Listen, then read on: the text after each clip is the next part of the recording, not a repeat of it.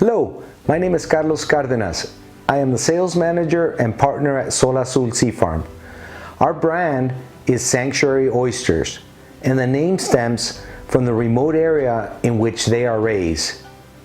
This location is off the Pacific coast of Baja California. Today I'm going to show you 2 easy ways to open our Sanctuary Oysters. You ready to have some fun? Okay, let's get going. First, here are some characteristics of Sanctuary Oysters. Oysters have a top shell and they have a bottom, a front and a back. The back is also known as the hinge.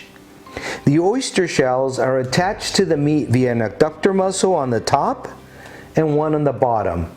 These muscles is what the oyster uses to open and close its shell. Notice that Sanctuary Oysters have a deep cup. This is because of the natural tumbling caused during the daily ocean tide surge in the pristine lagoon. The tumbling process also provides a clean exterior shell, free of barnacles and any other mollusks attached, making it a very clean shell. Next, it's very important to have the proper tools and setup for shucking oysters. Although shucking oysters may sound difficult, the concept itself is very basic. The first thing you'll need is an oyster knife that has a thin blade with a pointed tip, also known as a Boston blade. Next thing you'll need a kitchen towel or a shucking towel to hold the oysters in place. Finally, it's good to wear a glove for safety reasons. Okay, great. Let's get shucking. The first method to opening our Sanctuary Oysters, also known as the traditional method, is where you're going to insert the knife through the back or the hinge part. The very first step is to take a kitchen towel and secure the oyster in place so that it doesn't move. Once you secured it, you're going to do is place the tip of the oyster knife and begin a wiggle process until the oyster opens, just like that. Once it's open, clean the knife and you're going to run the knife blade across the top of the shell to remove it and cut the abductor muscle. Once that muscle has been cut, the oyster is exposed. Now you need to cut this abductor muscle, which holds onto the bottom shell, by scraping the blade along the shell until it is loosened and removed.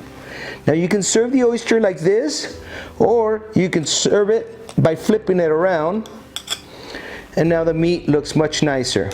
Look for any little fragments of shell that might have gone in while you opened it, and the product is now ready to be consumed. The second method, also known as the side entry method, is when you're going to use the tip of the blade to come in through the side.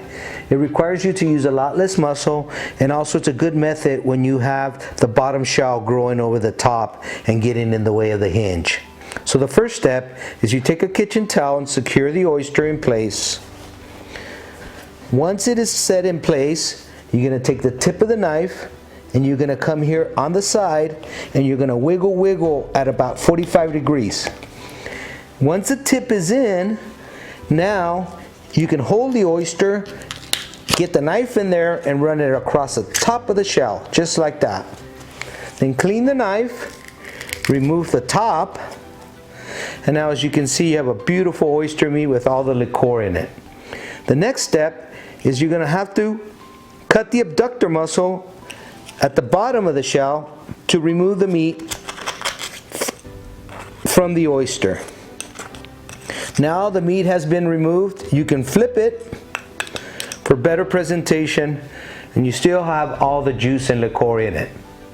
Congratulations and enjoy the fruits of your labor.